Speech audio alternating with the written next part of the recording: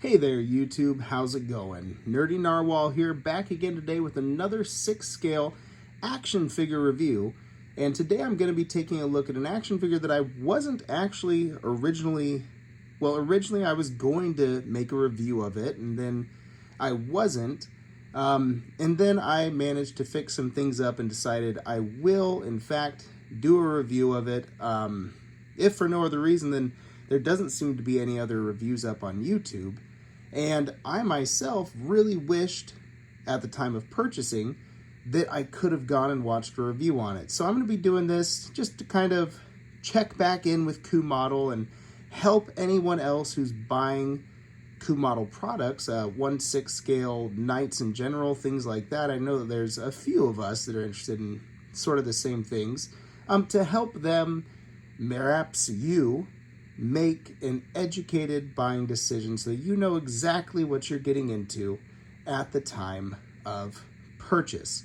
So without further ado, today we're going to be taking a look at the Coo Model Gothic Knight Special Color Edition.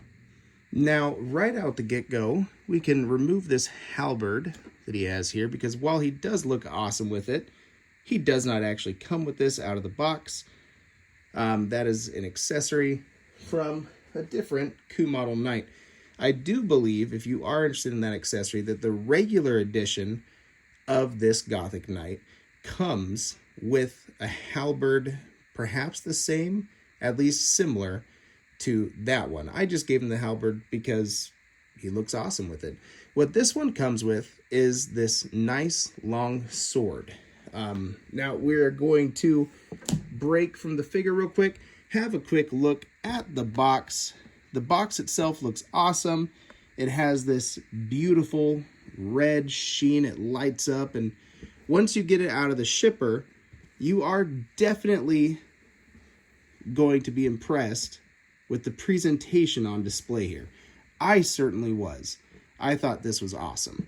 And then once you get inside of the box, you get all these little metal bits and bobs and pieces. Most of this figure comes completely assembled, and if you watched my other video, then you know right out the get-go, not this one, but this armor on that side, so right back there, was disassembled right out the gate. Not even just disassembled, but actually completely broken.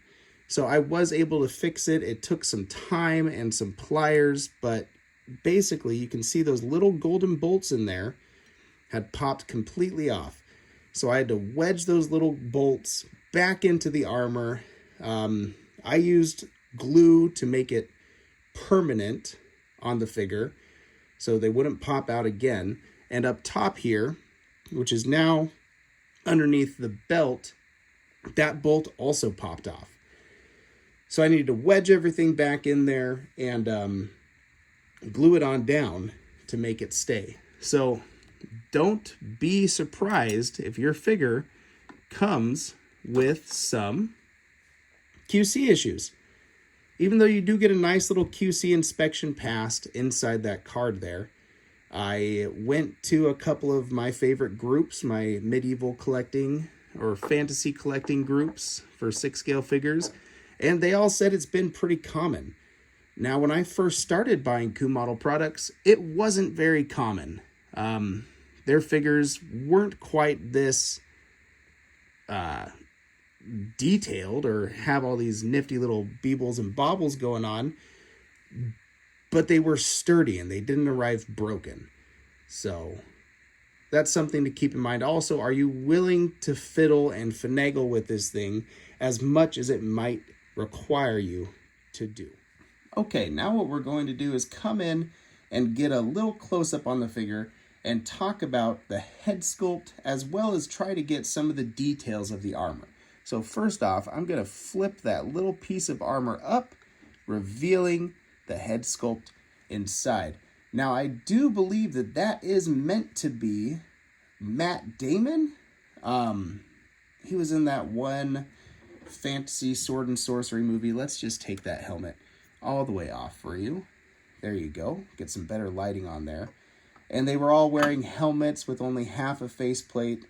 And it was kind of ridiculous, but it was a fun movie. It had the Kylo Ren was in it also.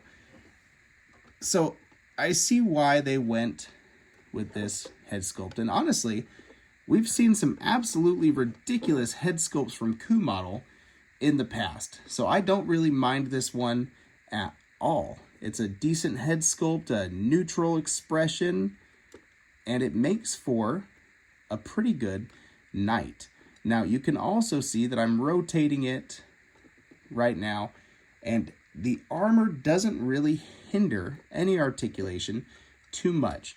Out of the box, this collar piece is a piece that you are going to have to adhere or assemble onto the figure for yourself, and that's easy enough to do. It's a two-part piece. It comes also, let's give that a little rotate, with this piece in the back here. There you go. And that piece, you slide that on, and there's two little knobs where you will slide that collar piece onto as well, click it into place, and it should be there forever. That's sturdy manufacturing. That was good, decent. I liked that. And then you just take this helmet on here, and you're going to slide the head as far to the back of the helmet as you can, as well as push that helmet down onto the brow as much as you can, so that when you shut it, you can see I didn't do it quite enough. There's still a real big gap in between this part and the top part. So you want to slide that down like that so that you'd barely just be able to see his eyes poking out. And now you have the armor, the helmet fully on. His face is protected. The back of his neck is not, so I'm not sure how accurate this would be for any actual knight armor. But if you move the head up, that armor is bound to fall back down again. Take it or leave it. However, going left to right, things do tend to stay pretty well lined up and offers him good full facial protection. You can also see now, as we get in closer, that this isn't just a solid candy red paint job on the armor. In fact, there's lots of little pieces of wear going throughout this armor, which I really like. I think, I'm not entirely sure, but I think that it would have been somewhat accurate for knights and men-at-arms to paint their armors going into battle. I think there is some historical mention of that being accurate. I don't know if a full red paint like this would be, but it looks really cool besides. And the paint apps that Coo Model did do make it look in places like paint is flecking off and revealing some of the metallic standard armor underneath. And while we're talking about that, this whole thing is a nice, not too heavy, alloy metal. I'm not sure what metal Coo Model is using right now. I know they started using copper for a while, or if this is just stainless die cast, I'm not really sure. And here's what I'm talking about, the little details. The last Coo Model piece that I picked up, and when I started, these armors back here, this would have all been one solid sculpted piece. But now I'm going to raise that arm up, and you can see that they are all lobstered. They all fold into each other and fold back down. So that's really neat. However, that also is going to create more opportunity for things to go wrong, more opportunity for things to break, which does make this figure perhaps a little bit more fragile than I was hoping it would be. It looks cool on display, but it's gonna have to be well taken care of, in my opinion, to avoid any unfortunate breakings of things. All right, now let's go into accessories for this figure. There's not a lot, but what's there is pretty good. First of all, I'm not sure if you consider them accessories, but the helmet does come separately in the package. That's something you need to put on, as well as these feet here. So you will need to assemble this foot armor onto the figure. If you consider that an accessory or not, I don't know. The big coup de grace for accessories is going to be this big two-handed sword here. And that turned out pretty nice. The metal is sturdy, has some flex to it, but I don't feel like this is a flimsy accessory at all. And he can hold it well with two hands, which I think is the idea. That's pretty darn desirable. So you get that. Let's get him into a pose with it real quick. He's a right-handed guy, so let's stick that there into his right hand. Sorry, I'm going to get my hands in front of the camera real quick, and boom. He can hold on to that accessory no problem, which is great because, again, that's his main accessory. And he looks really cool with it up there, too. You probably get some nice dynamic poses with it. So that's the big one right there. The Coo Model figures used to come with a sword belt that had a little dagger on the right-hand side. This guy does not come with a little dagger, but that's okay. I've got plenty in my kit, so I could add one to him if I wanted. The next accessory is just going to be this pretty standard little long sword. Maybe an arming sword, I'm not entirely sure.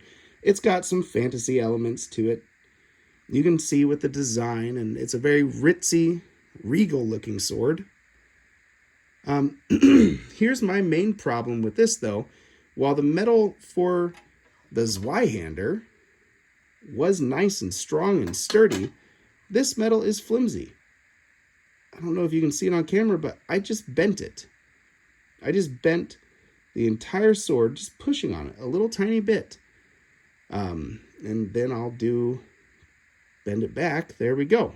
Now it's straight again, so it's usable for display, but it's such a soft, brittle feeling metal that I don't really want to do anything with it other than have it displayed in the scabbard like that. And while we're at it, let's talk about that scabbard, because that is quite pretty and it looks good in there, but I don't want to actually put it with the figure. I just don't like how flimsy that metal is. Older Coo Model pieces gave us swords that were very similar to this, but they weren't nearly quite so flimsy. So I don't know why they switched out the metal. They obviously still have access to nicer metals like this for their action figures, but they just have decided not to use it. And this is similar on another piece that I just got. Not from Coo Model, but from CM Toys, which is more or less just Coo Model with their third-party unlicensed figures. And the sword was, again, real flimsy, just like that. And it actually broke. It just snapped because it felt like it was made out of tinfoil. And when you have a figure that looks like it's striving for the utmost quality in all things aesthetics, even if you just have the sword out and you want it to look good with the figure, it's knowing that it's such a flimsy, low quality piece doesn't feel right for me on display, at least. So I really wish and hope that they get back to making sturdier swords like that. And that does it for the accessories. You get a couple of hands, you get some fisted hands, and it comes out of the box with your regular open hands, but I've already slipped the sword gripping hands into the armor. That was not easy, so that's all we're really going to worry about for accessories. And now let's get to the real meat and potatoes. Let's see just how articulated this fully armored piece is. We talked about the head a little bit, but it'll move left with the helmet on, move right with the helmet on, up, revealing his face, which you don't necessarily want. Push that helmet back on nice and tight. And it'll look down a decent amount. Obviously, there's going to be a lot more head articulation without that helmet. If you decide to take that off, revealing Matt Damon, you're going to get a bit more articulation. Now the arms will go out about that far from the body without any sort of, let me adjust the camera real quick. There we go. Without any sort of finagling, you just want to pull the arm out. It'll go out that far, and it supports the weight of this metal armor pretty well, actually. Put that back down. They will come forward. Here's where things start getting a little more hindered. Not too much, though. About that much. So really, they aren't hindered too bad, and I could probably push it to get even more. And that's actually pretty impressive. That's coming out quite a bit, even with those big, heavy pauldrons on. And what I do like about the Coo model bodies, even with that big, chunky metal on there, it's not going to hurt the figure too much, because Coo model bodies are absolutely made to support the weight of the armor. They are sturdy action figure bodies. Now moving into the elbow, that's going to come up right past 90 and give us a real good bend right there. The armor is cut to allow it, and he gets a ton of articulation out of that elbow joint. The wrists themselves can spin around and rotate just like that. What I do try to be careful with, though, is because that leather strap right there, that's not just for looks. That is actually essential to holding this wrist piece together. So you have to get your fingers in there and you have to thread that through yourself. It's not an easy task to do. And were it to snap, well, I don't know if I personally would have the tools to fix it. It's held in there by rivets, and then it's laced through. So I want to be gentle with that. I don't want to break that. Like I said, this isn't a very sturdy figure. The lobster gauntlets, those actually work, and the thumbs themselves, that's all articulated armor. There's nothing actually holding the armor onto the thumb, but it does come through there onto the hand with a little wrap. And the wrist can move in and out. And the armor does a pretty darn good job of rotating with the wrist. So that is some very impressive, at this scale, some very impressive manufacturing and design.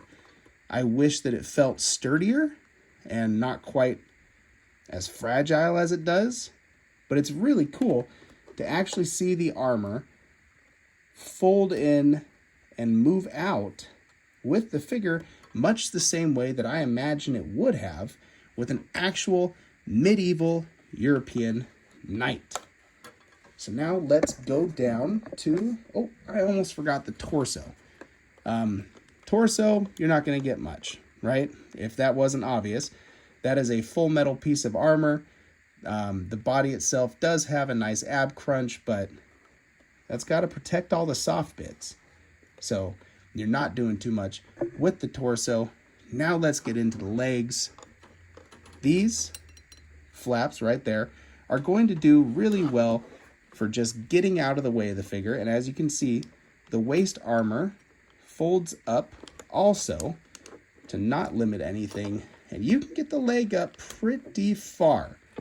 So let me adjust the figure real quick, and we'll show off just how far up we can get that leg. Not quite to 90 degrees, but definitely a good crouch. You could probably get the figure seated onto horseback very nicely without too much trouble. And while we're here, let's do the knees. You can see all that armor folding in and out, not hindering articulation much at all. And you're going to get to about 45 degrees with that knee, even in full armor, which is pretty darn great. Set that back down. Come out here and give our camera one more little adjust so that we can look down at the grippers. Now here's another QC issue that this figure had right out of the gate. There's supposed to be a bolt that slides in here that'll actually connect those metal rivets together, and the armor will actually open up and close much like an actual piece of this armor would. But at the top here, there is no joint connecting it. So I have to push that together, and I don't know if I could even go to a store and try to find a small piece of metal. Maybe a bit of wire will do it. But that popped out. But now, while it's focused on the feet, hopefully it stays that way, we can get into foot articulation. Lift that up again. There we go. These gauntlets down here for the feet also move around. And there. You can get great articulation in the foot thanks to that double jointed ball down there. And the feet are nice and heavy metal to sort of counteract the rest of the weight of the figure. In fact, I'm going to pop this guy off the display stand real quick and just set him down without any finagling, just so you can see that it does stand up on its own pretty durably without any hassle. That's largely due in part to the weight down here at the bottom of the figure. So that's pretty great. And that's probably going to wrap it up for the articulation section. And okay, that's going to more or less wrap up this review of the 6-scale Coo Model special color version of the Gothic Knight. Some closing thoughts. It's a really cool figure, and it does look awesome once you get it in the pose you want. It can do more dynamic poses also. However, I'm just not sure that it's necessarily for me. I might put this guy up for sale on eBay or Mercari, just because, I don't know, I loved some of Coo Model's earlier pieces, and this definitely has way more detail. Just looking into the subtleties of the paintwork and the armor, how they got that weathering in there, it looks really great. Then from a distance, it can trick your eye into thinking it's all a clean candy red. But I feel like they're doing too much. For instance, down here on the legs, being able to open and close these legs to take the armor off really doesn't do anything for me. I feel like they could have sculpted that in instead of making it a fragile, movable joint, and I could have just popped off the feet, slid the leg armor off, and I would have just been happy with that. Instead, I have to worry about missing pins, as well as leather straps. And it's the same story for the feet themselves, right? They're held on by a pin that swivels, and then you go in and you close the leather straps. And while I did it, and I did have a lot of fun interacting with the figure in that way, I say interaction because it's not something that a lot of 6-scale action figures really ask you to do. They don't ask you to interact with the pieces quite the same way that Coo Model does. I guess it's just I'm so overly worried about potential breakage, and I see where a lot of these issues could come in, that I don't trust myself necessarily on display. Oh, but I might change my mind. I might choose to keep it on because, again, at the end of the day, it's a big, badass looking knight with a big, badass sword, and it does look cool in the display case. Anyways, I hope that helped some of you guys if you were looking at purchasing this figure or not. Because, like I said, before I purchased it, there weren't really any reviews out there. So maybe this will help you make an informed decision. It's not a cheap action figure, and it's going to run you north of $300 most likely, unless you find a good deal. So anyways, that's going to wrap it up. This has been the Nerdy Narwhal look at the Coo Model Gothic Knight Special Color Version, their newest Gothic Knight. And yeah, it's pretty cool, but it does have some issues that you definitely want to be aware of, especially if you're coming from more standard 6-scale action figures, jumping into the Coo Model world for one of the first times. Anyways, hope you're doing well. Stay happy, stay hydrated, and keep on collecting. Bye-bye.